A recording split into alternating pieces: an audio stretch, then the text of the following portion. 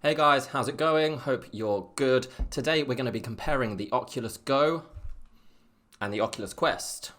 Two Oculus headsets that I've used, obviously I own, and now we're going to see what the difference is between them because I get a lot of questions. I've had the Oculus Go for over a year now, quite a lot over a year. Used it obviously quite a lot and really enjoyed it. I have had the Oculus Quest for just over a month or around about a month now and have actually been using it quite a lot, so now I can finally go into detail the difference between the two. I've had a lot of questions about what people should get. Should I get the Oculus Go? Should I get the Quest? What's the difference? So this video is going to be a really kind of basic demonstration of what the differences between these two headsets are. I'm going to keep it really simple, really basic, and try and explain to you in as simple terms as possible what the difference between the two is and what they're best for, what they're both good at. So let's go.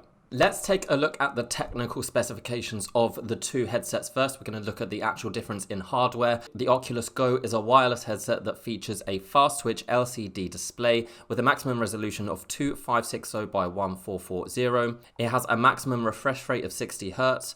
For tracking, it features orientational tracking. For audio, it features both integrated audio and a 3.5mm audio jack for external audio. The headset is powered by a Snapdragon 821 processor with 3GB of RAM, and you have the option of 32 or 64GB of internal memory. The Oculus Quest is also a wireless VR headset featuring dual OLED display. Each display has a resolution of 1600 by 1440, a maximum refresh rate of 72 Hz. It features inside-out tracking with 6 degrees of freedom, thanks to the 4 cameras located on the headset itself. For audio, it features integrated audio and an external audio jack. It's powered by a Snapdragon 835 processor.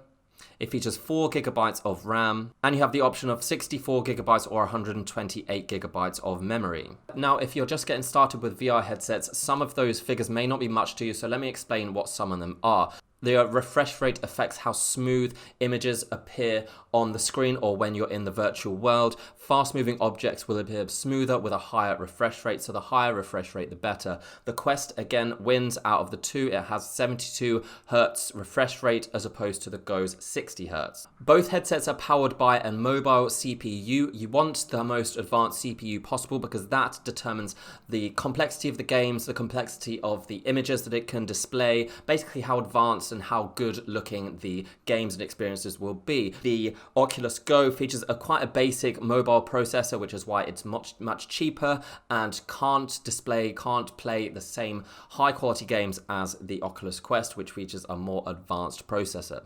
But to be honest, guys, what really is the main difference between these two headsets? While those other things do matter and they do affect what the headset is like and how you play it, how you use it, what really makes the difference between these two is tracking. And by tracking, I mean how you experience the virtual world, how realistic it is, how the controllers work. So all of that is basically what matters. And how this can be described basically is that the Oculus Go is a 3 degrees of freedom headset, whereas the Oculus Quest is a 6 degrees of freedom headset. Now, this is kind of a VR term for basically how free you are to explore the virtual world. The Oculus Go will only allow you to orientate your head, so it will only track your head movements like that, like up and down. It will not track your arms. It will not track the rest of your body. If you move around, if you walk around in the space, the Oculus Go will not move around with you. You will not move in the virtual world. This limits the kind of games and experiences you can have on the Oculus Go to more basic VR experiences. It's not really a full VR experience as we've come to know it, particularly for games.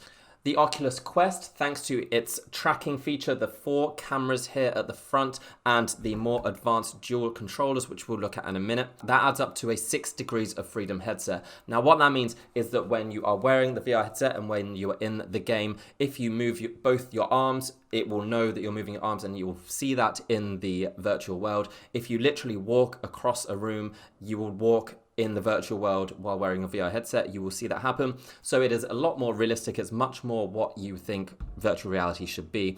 And it allows you to play the more advanced games like Beat Saber, like Superhot, Skyrim VR, Half-Life. Those kind of advanced games are only possible on 6 degrees of freedom headsets like the Oculus Quest. This little graphic here may go some way to explaining it better than I am in a kind of visual way. At literally 3 degrees of freedom basically determines which direction you can look at and basically tracks your head movement, and also just one controller, whereas the 6 degrees of freedom, it's not only tracks your head movements, but your arm movements, your body movements, and you can move in the virtual world like you would in the real world. Another huge difference between these headsets are the controllers. The Oculus Go comes with a single, rather basic controller. It has just a couple of buttons and a touch pad that allows you to basically point, select things. You can use it as a trigger, so you can play some shooting games, you can play some games where you're literally sat still and looking around, pointing, shooting, that kind of stuff. The Oculus Quest controllers, you get 2 of them, and they come with a lot more controls, as you can see,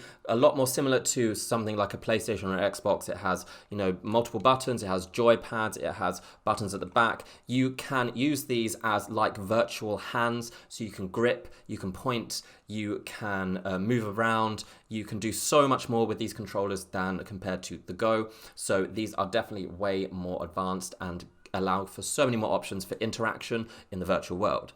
So let's talk now a little bit about the experiences of using both headsets, because obviously, as you can tell from the comparison so far, the Oculus Quest is the far more advanced headset. It's the much more realistic headset in terms of if you want a proper virtual reality experience. But that is not to say that the Oculus Go isn't good. Definitely has its uses, but they're just different from the Quest. Now, I mentioned before how important it was to have high resolution displays, or at least as clear displays as possible. A sharper screen makes the experience more realistic and more fun. Even though the Oculus Quest does have a high resolution display and uses superior technology in its screen, I don't find the difference to be absolutely massive. I have played the same game on both headsets, and there are some games that are available for both, and I didn't really notice much difference. I think perhaps more color and saturation is visible on the Quest, but apart from that, I don't notice a huge difference. It's not going to be like night and day. Where there is a big difference, though, is the content that's available on these headsets. The content available on the Quest is far superior to that of the Go. And if you have a powerful laptop, you can even connect your Quest to the laptop and enable access to even more games like Skyrim VR, these kind of very advanced games, which would only really be available for more advanced headsets. The Quest has in recent months allowed access to these games if you can connect it via a USB cable to a powerful PC. So basically the games and experiences available on the Quest are going to blow away anything that you can get on the Go. The Go is much more suited to basic games where you are sat still and you just look around and experience the environment from a fixed position. Some shooting games which are quite fun. There's some space games which, work because you're just sat in a space kind of cockpit. But if you want a true full VR experience, then you're not going to get that with the Go. What I do think the Go is great for is for watching movies and watching 360 videos, stuff like that. That is what the Go is really, really good for. Because maybe you're not that interested in playing these full VR games, not everyone is. You may just want to experience some more basic VR and use it for videos, for watching media, for watching your own videos shot with 360 cameras, that kind of stuff. That is what the Go is much, much better for. And the Go has some other advantages as well. It is a lot more comfortable to wear. One of the downsides with the Quest that I've discovered is that it's quite heavy. It can become uncomfortable to wear for more than, say, an hour. If you're wearing it for much more than that, you're going to feel the strain on your neck. So the size and the weight of the Quest make it more uncomfortable to use and slightly more difficult to get into the right position so that the screen isn't blurry. I find the Go very easy to wear for longer periods of time, so you could watch an entire movie in 3D, in 360 on the Go and be mostly comfortable. So for comfort, I would say the Go is superior, but you do get a lot less experience for that, so it just kind of weighs up what you're looking for, really. So basically, guys, to summarize what I've been saying, if you were more of a gamer and you wanted a more advanced full VR experience, then your only option really is the Oculus Quest.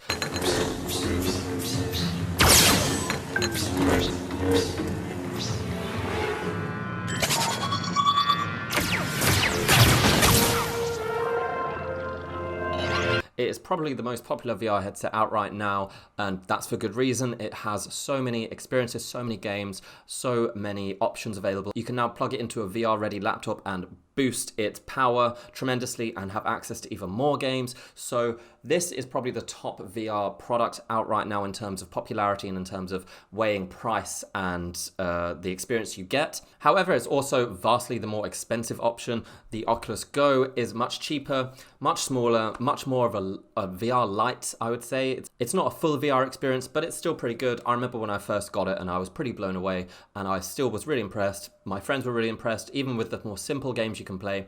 I find watching 3D and 360 videos on this to be much more comfortable than on the Quest, and that's what I still do. If I ever want to do that, I use the Go. 3D movies like Avatar, you know, like all those 3D movies that came out in the last 10 years, they're actually really, really good to watch on the Go or the Quest, because we all know the problem with 3D is that if you moved out of sync, if you moved out of the way, it looked funny and it hurt your eyes. Well, if you're wearing a VR headset, you're never out of sync, you're never not in the right position, so it looks really good. Actually, the 3D effect works really well. So if you do get one of these, check some out on YouTube or download some 3D movies, put them on, and it really works really well.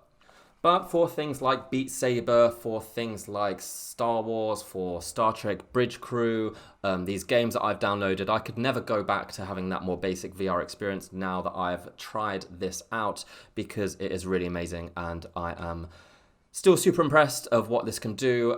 It's wireless, so many options, so many games, so many experiences available. So I hope that has helped you realize the difference or work out the difference between the two headsets, what it's like to own them both, what experience you can expect to get from them. If you have any questions, feel free to let me know. I will try and get back to you as soon as possible. I'm going to do a fuller review of the Quest pretty soon, showing you all the games and all the experiences that I have been trying out. I've done plenty of them. I've spent so much money on games this month for the Quest, but it's been worth it. It's been really fun. And yeah, I'm going to show you exactly what it's like to have the Quest in 2020 and what kind of stuff's available. So yeah, check that out. Subscribe if you're into that. But until next time, I will see you around. Bye.